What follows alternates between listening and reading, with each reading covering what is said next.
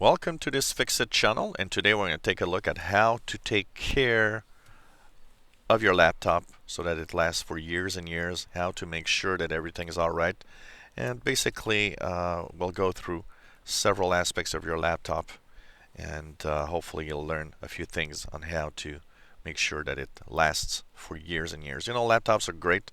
I got a laptop. I got many laptops at home. I've basically, from the first day that I bought a laptop, I knew that I would probably never go back to a desktop. Mostly for the fact that basically you just have the portability and usability of the laptop is just amazing, and you do what you want with it. So, first thing is battery. There's a lot of misconceptions, a lot of bad information out there. Most people that I've heard talking about batteries have the wrong idea of how to take care of your laptop battery. First of all, a lot of people say, "Oh, I took out the battery and put it away so that it stays good because I'm always plugged in." You don't have to remove your battery. It doesn't change anything that you remove your battery or not. People think, "Oh, well, I'll overcharge it." No, you can't. A lithium-ion battery does not overcharge. It has a charging chip that checks, and when it's full, it just doesn't. It stops the charging. If it wouldn't do that, your battery would explode. Now, the other thing that people tend to say, and that is totally wrong. Oh, I've heard that when I use the battery, I have to use it up to when it goes to zero before I recharge it. No, if you do that, your battery is not going to last long. You don't do that on a lithium ion battery. It's very bad information that you're getting when you get that type of information. If anybody tells you, "Oh yeah, you got to bring it to zero every time you use it, or else the battery will go bad," that person doesn't know what he's talking about. Okay? This fact comes from the old days when the first laptops appeared. The first laptops, you had to do that because the batteries were nickel cadmium batteries. These were the first batteries, the first generation of laptop batteries. And these batteries, yes, they had a flaw. If you didn't discharge them up to zero, they would have a problem after several charges. It's not at all the case in laptops. This is now lithium ion. It doesn't work in the same way. So don't discharge your battery to zero. It's a bad idea. And don't worry about overcharge. It cannot happen. But there are a few things that will keep your battery running for years. For example, the laptop I'm using right now, battery is 3.5 years old, and it still packs a good 2-hour charge. And that's because I've used the common sense that I know of using batteries on laptops. So basically, if you keep your laptop plugged in all the time, one of the things that you could do that's a good idea is at least once a month, unplug your laptop and let the battery drain a little bit. Let it fall to 70% or 60%, and then plug it in. If you do that once a month, just the actual fact that you're having electrons move into the lithium ion battery will keep it kind of top shape, basically. If you use a lot of the battery, don't be afraid to plug in every time you have a chance. That's what I do. I plug it in, I unplug, I do something, I go into the kitchen, make a recipe. I'm finished, I go back to my office or I go back to another part of the house where I can plug in. I just plug in. So like that, the battery rarely falls below 50 or 40% in my case. And of course, if it sometime goes to zero, below 10%, once in a while, it's not a major problem. You just don't want that to be happening every time you use it. So that's the general care of laptop batteries. Heat is a very big enemy of your laptop. It's an enemy of all electronics, basically. And so laptops have a very peculiar problem with heat because in the times of desktop computers, desktop have so much space in them that it's easy to have big airflow and make sure that it's not too hot. But a laptop is a jam-packed, small area with lots of electronics that eat up. So it's very hard to actually remove that heat from the laptop itself. but it's one of your worst enemies in a laptop computer. First of all, don't do this. Don't use your laptop on your lap. I know it's called a laptop, but here's the thing. When you use it on your lap, you tend to block the vents. You block the airflow of the laptop. It will overheat more if you do that. And not just that, there's actually a security hazard for yourself. There are many, many cases around the world of this. Basically, when you put your laptop on your lap, the heat generated under it is not strong enough to alert you that it's too hot, but it is damaging your skin. And there's a lot of cases of people that have kind of scaly red skin on their laps after they're using laptops too much, and that's because the heat is just high enough that it kind of slowly cooks the skin on your lap. So there's a lot of people that actually have had skin problems because of that. So that's another reason why directly on your lap is not necessarily a good idea. Don't leave your laptop on your bed, on a sofa, on a cushioned chair. It's very, very important to make sure, not to leave it on the couch or anything, because the surface is uneven and it's not hard. So basically, you immediately block all the airflow from the laptop. As a tech guy, in all the years that I've basically fixed computers, I have seen my fair share of completely dead and burned out computers that were unrepairable, basically, because they were left on a couch or left on a bed and they just burned out because they overheated.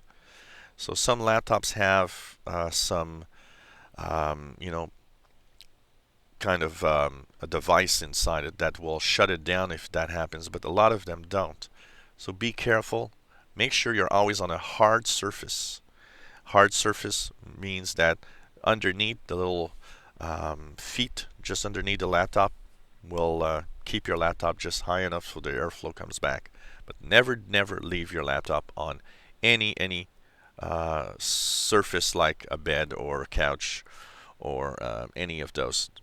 It's a very bad idea. Cooling pads are a great idea for any laptop owner, especially if you notice your laptop is warm all the time. You know what? All laptops are not created equal. Some laptops are run rather cool.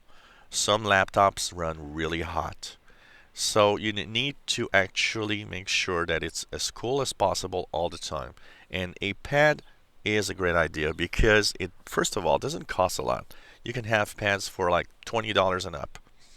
And second, it gives you, first of all, that hard surface that I always talk about that you need to have your laptop on. And it actually makes more airflow, so it means it cools better. So that's a great idea. And you know what? If you use a pad like this, you can actually use your laptop on your laps because of the cooling. So it's a great idea to use, and it could be very helpful also in the summertime when it's really warm and if you don't have air conditioning. This is to avoid having too much dust in the vents and the little holes all around your laptop. So what you could do is if you don't have dust or you don't really see much dust, you can actually use compressed air. For situations where there's no dust, compressed air will work fine and will enable you to actually remove some of the dust. By blowing the compressed air in the vent where there's the fan, what's cool is that it's pushing the dust out of the machine instead of in. But if your laptop looks like this, don't use compressed air. There's too much dust here, and you need to have it serviced by professionals that will open it up and that will actually clean it, because here there's way too much dust. You don't want to see this. If you're a smoker, it's even worse. Smoke and dust make this very weird yellow paste that is kind of gooey and sticks to everything. And in general, if a laptop is used in a room where there's a lot of smokers, it tends to last less longer than when it is a non-smoker. Water, of course, or all liquids are big enemies of laptop computers. You know what? I've seen my fair share of people calling me up, spilled wine, spilled beer, water, cola, say it, probably every liquid possible. And thing is, that is a bad thing. Keep your drinks as far away from the laptop as possible, not right next to it. You know, you can put your drinks 2 or 3 feet away and just extend your arm to get it. You know, it's common sense. Don't drink over the laptop. Drink away from the laptop. Be careful. If you do spill liquids, if it's just a small amount, make sure that you shut down your computer immediately, remove the battery. Hopefully, no damage done or not a lot of it. Sometimes it's just the keyboard that needs to be changed. If your laptop was off completely, remove the battery, and maybe by drying it out completely, it might come back okay. But please keep all liquids far from the laptop. Cleaning your laptop. How do you clean it? Very simple. You know, people want to use all sorts of liquids and stuff. There's these kits with, cleaning fluids. You don't need that. First of all, the kits with the cleaning fluids, you don't need that. Second of all, your laptop and any electronic devices never spray harsh chemicals, like Windex or stuff like that. That is bad. It actually alters the plastics and can really change the look of your computer or electronic device. The recommended cleaning is simply a damp cloth. Nothing more. Just damp, not wet. It doesn't, you don't want to have dripping or anything. Just damp cloth. And make sure the computer's off. Clean everywhere, the keyboard, the screen, everything. And you're going to keep your computer running smooth and looking nice. You don't need anything else than just a damp cloth. When you clean the screen, don't put too much pressure as it could damage the LCD. But, not that complicated to actually clean a computer. And finally, yeah, don't drop your laptop. I know this is obvious, but there's a lot of people that do, and if you break, your screen, you can break the motherboard, you can break, hard drive can go bad. It's a bad idea to drop a laptop, that's for sure. They're not made for that. Handle the laptops carefully also. Make sure that you don't, you're not too rough with them. That's very important. And of course, make sure that you don't, trip over wires and stuff when you move around with your laptop. So, when you're moving from one part of the house to another, unplug the laptop's power cord and, bring it to another room without the power cord. Often the power cord, that's what people trip over, and finally they, drop the laptop. You can also break the power connector if you leave it on and put too much pressure there. So be careful in handling your computer. Hope these little tips and tricks are helping you taking care of your laptop and hopefully having it working for years to come. If you enjoy my videos, please subscribe to my channel. You'll be informed when new videos are online. Give us thumbs up if you like the videos.